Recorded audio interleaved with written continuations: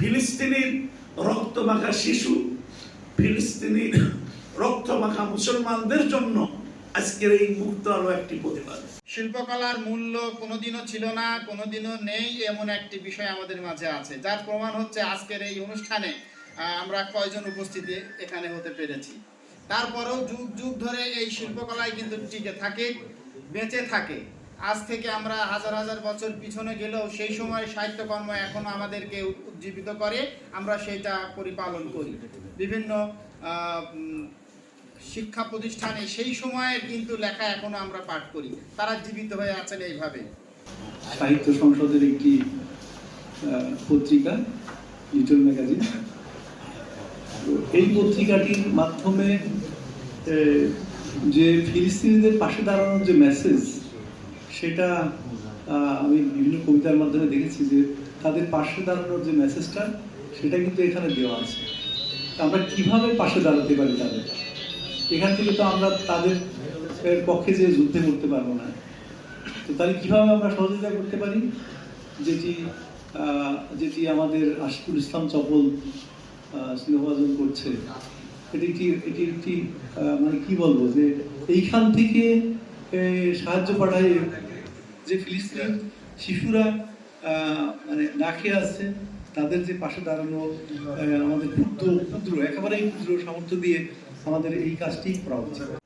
আজকের এই পত্রিকার প্রকাশ দিয়ে আমি এখানে বসে বসেই চিন্তা করতে করতে একটা জিনিস আমার মাথায় আসলো।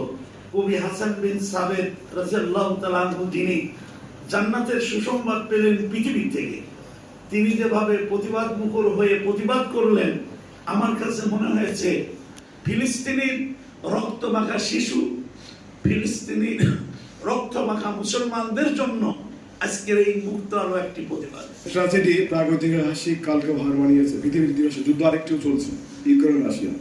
সেখানে ত্রাণের গাড়ি আটকাচ্ছে না, নো ফ্লাই জোন, সেফটি জোনগুলো ব্যবহার করতে দিচ্ছে, অথচ এখানে মানে হসপিটাল নিরাপদ নয়, আশ্রয় কেন্দ্র নিরাপদ নয়, কোথাও নেই। ত্রাণ নিয়ে ফেরার পথেই মারা যাচ্ছে। এই ছবিগুলো আপনারা দেখেছেন।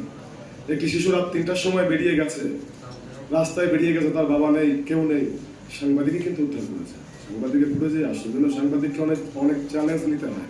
কুমারখালী সাহিত্য সংসদ যে কাজটি করলো, তারা তাদের কাজের মাধ্যমে তারা একটা ইতিহাস তৈরি করলো। তেমনি আমরাও চেষ্টা করেছিলাম কুমারখালী কুষ্টিয়া থেকে যে ফিলিস্তিনি শিশুদের জন্য কিছু করা যায় কিনা।